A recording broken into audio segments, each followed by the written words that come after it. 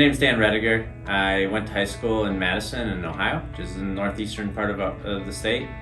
Currently the head of Naval operations at Rolls-Royce, and I've been in this role for a little over 18 months now. So when I was in high school, I thrived in math and science. Started exploring different career paths and quickly settled in on wanting to become an engineer, but I knew I didn't want to be sitting behind a desk all my life. I was very much, a people-oriented person, but with that technical flavor to it. It kind of led me down the path of pursuing a career in industrial engineering. So I went to Ohio State University.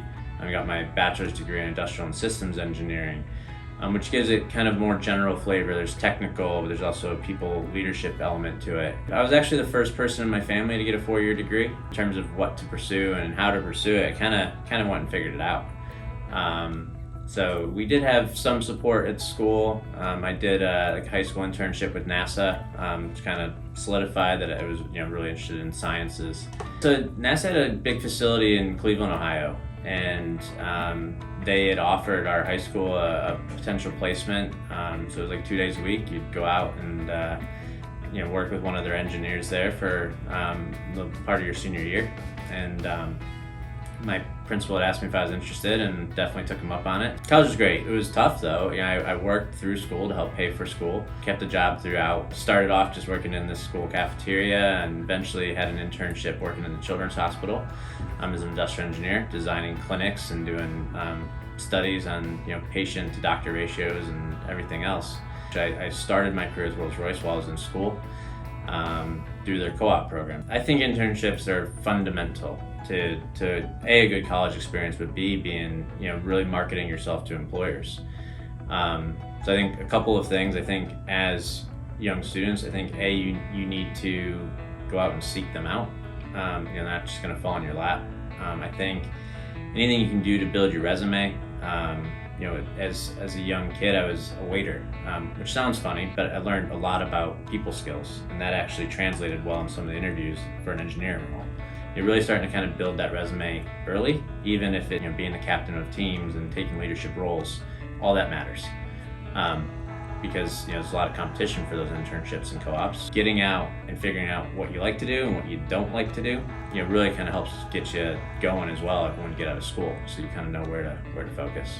Within Rolls-Royce, we cover all the standard functions, finance, purchasing, supply chain, manufacturing, design engineering, manufacturing engineering, general management, sales, business development. From an entry-level role to our working team leads, who are our most senior guys, who are products inside and out and really kind of help lead the shop. We cover a pretty wide breadth of products and roles in kind of all the different functions. Part of what I love about my job is every day is different. Being in that kind of general manager type role, some days I'm off working with customers on developing new business opportunities. Some days I'm off buying new equipment and capability to be able to manufacture the products of tomorrow. Last year we were building a building, so everything that comes with designing and building a new infrastructure. But big part of it is leading a team. Leading 150 people, making sure everyone's clear on what they need to be doing, what the priorities are, what's the strategic direction of where we're headed, and making sure we're fulfilling our customers' requirements on time. I think it's a combination of hard work, really focusing on people skills, because I'm an engineer, but quite frankly that just being an engineer doesn't work when you're trying to lead people. So those soft skills are really, really important. Understanding what the needs of the people are, both for the work they're doing, but also for them as people, and what they want to do to develop is really important. So I think those key listening skills, I think the ability to really drive things forward to deadlines and project managing and kind of read a room. We work in manufacturing, things aren't always going to go right. Sometimes you have to deliver bad news to people. How do you deliver it? How do you construct a message that's constructive to a conversation with a customer or your team? Or so a lot of it comes down to how do you converse with people, your written communications, keeping them simple, and being patient sometimes. I think, one thing that we have found is, people want to know it all like tomorrow, and especially in high-tech business like this, sometimes it takes a bit of time.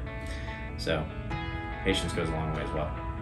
So today on our new programs, it starts with our designers developing a 3D model of what we're going to make. So all of our propeller designs, they go through quite a rigorous modeling exercise to project all the kind of performance requirements of the actual propeller for that Navy ship.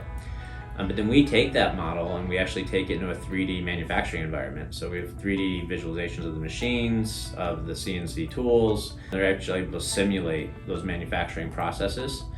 And then they go out onto multi-million-dollar CNC machines. We still have a lot of our skilled trades as well, whether it's welding, some of our blade finishers that add that kind of more manual-driven manufacturing processes as well. And then on the test side, we have to assemble these things all at the end of the day, and so you're dealing with electrical and hydraulic systems, and how those things all interact and work together as a system. It's quite interesting because we really kind of cover a pretty wide technical breadth of topics here in Walpole. So I think for people interested in engineering, you really do need to focus in on those math and sciences. There's a lot of great programs out there now, whether it's FIRST Robotics, different engineering competitions, things that kind of stretch you outside the classroom a little bit. Making sure you're taking those advanced mathematics and science classes, and really putting your head down and doing well. Don't underestimate the importance of what those grades mean when you're 16, as that follows you through to applying to colleges and everything else. If you want to be able to make those advancements and progress through your career and achieve those goals, you got to put the work in. There's so much you can do as part of your college experience, but make sure you still keep those priorities set the right way and in the right order, so that at the end of the day you come out with the best education you can have.